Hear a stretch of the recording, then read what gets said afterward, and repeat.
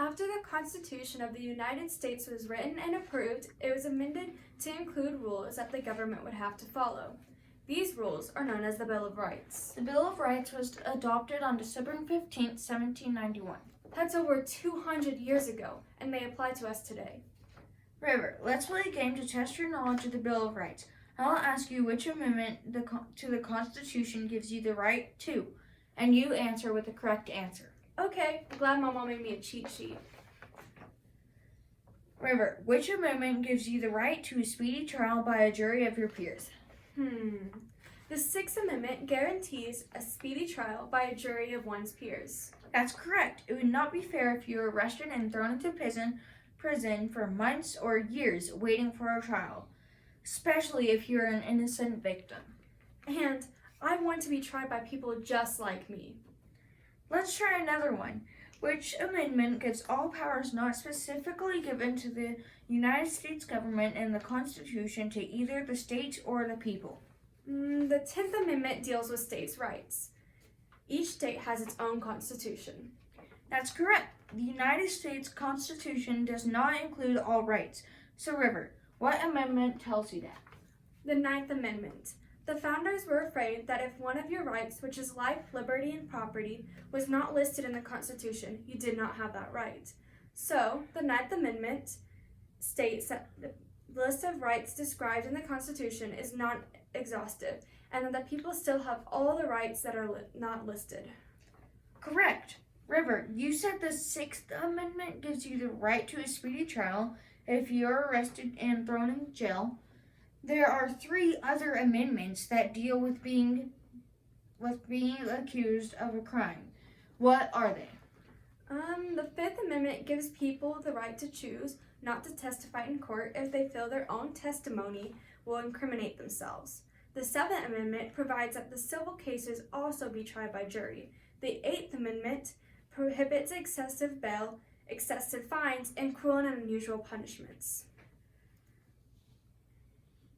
The 4th, 5th, 6th, 7th, and 8th Amendment were all part of a due process.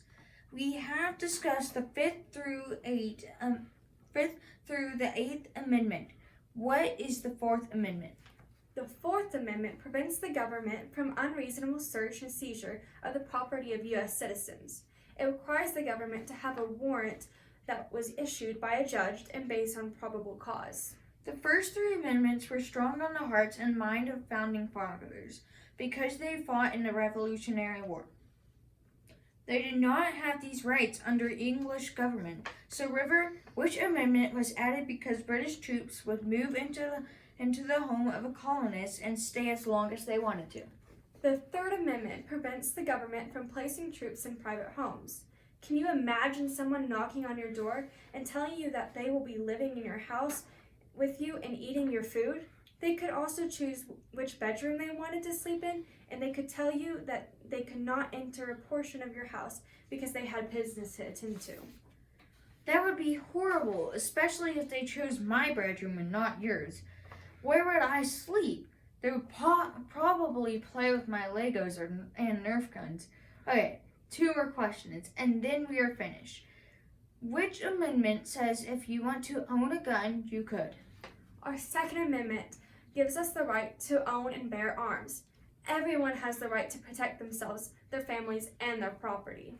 Okay, River, have you done really good on my What Gives You the Right quiz? Here's the last question. What is the 1st Amendment?